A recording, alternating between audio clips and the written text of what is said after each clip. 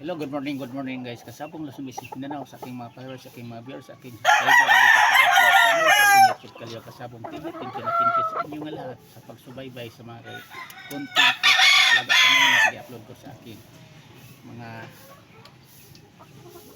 pang araw-araw sa aking YouTube channel na sa aking mga viewers sa aking YouTube Kalyo Kasabong TV. Ito ipakilala ko sa inyo ang process ng white butcher.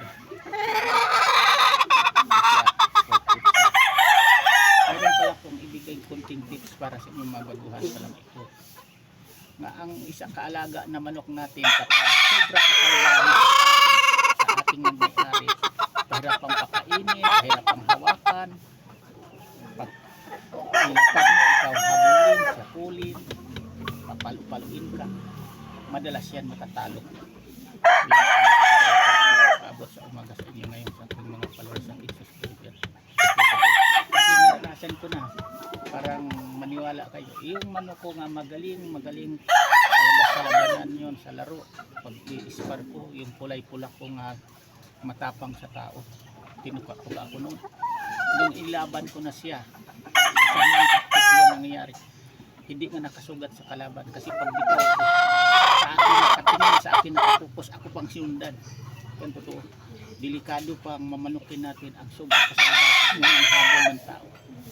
Kung hindi ka alisto, hindi ka alerto ng bitaw niya, sigurado ikaw ang paluin, ikaw pang masugat. Ang para sa inyong mga baguhan pa lang, kung magmamanok man lang kayo, pipiliin niyo ang linya das iskamanok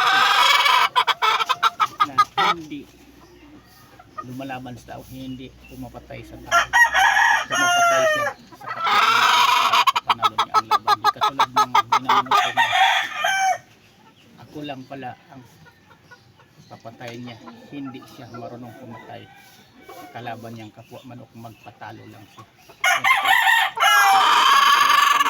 Alagaan, hawakan, pakainin, mahirap ang pakainin kung kulong mo, pagkatapos lalaban mo, natalo lang, hindi ka mananalo. Yan ang sakit din na katotohanan sa pag-alaga natin sa pagpili sa linya sa manok. Pero di maiwasan talaga yung manunuka, pero wag naman yung focus lang sa tao, kasi minsan talaga sa quality ng manok kapag na-condition hindi nakakuha. Pero may ang gusto ko lang kasi yung sa akin na manok na panalo lang, tuka-tuk mo, manunuka siya, pero kung nahawakan ko, nakatulog na hawakan na, yun ang maganda lang din sa kamanok na manuka. Pero kung ang manok na manuka, manghabol talaga ng tao, hindi na tumitingin sa magiging kalaban, sa focus niya sa tao, hindi na rin maganda yan. Madalas nakakalaw talaga yan. Kung mapanood dito kung yung mga i-upload na video ito, itong content na ito, kung mapanood nyo ang pinagsabi ko dito, kung ang totoo, panoorin nyo sa mga sabuan kasi ang manok na mahirap hawakan, pahirapan na bitawan sa may-ari, hirap ang kuhaan ng lingon-lingon, tuka-tuka dito, dito, pagbitawan yan, hirang manalo yan, madalas na yan. Kahit ako namimili na kung ngayon sa manok, kahit manunok ka, basta paghawak kong ganon, hindi na nangangaway sa akin yan, okay yan. Pero yung manok kahit ilapag mo balik side, ikay papaluin, habulin ka pa kung iiwas ka, hindi maganda talaga ang pag-ugali sa kamanok yan. Yan ang masakit na isipin, kaaway ka na niya na nagmay-ari na tapos pag ilaban mo pa, magpatalo lang, luging-lugi tayo sa buwan. Yan, tandaan mo.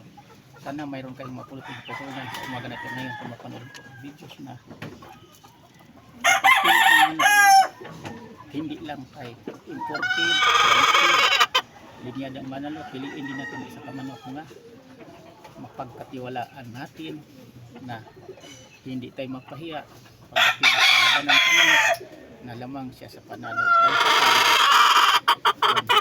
sa totoong labanan. Yan lang, hanggang dito muna po. Bukas ulit naman. Thank you sa pagpanood sa aking mga followers, sa aking mga viewers. Thank you sa inyong lahat. Pag-support sa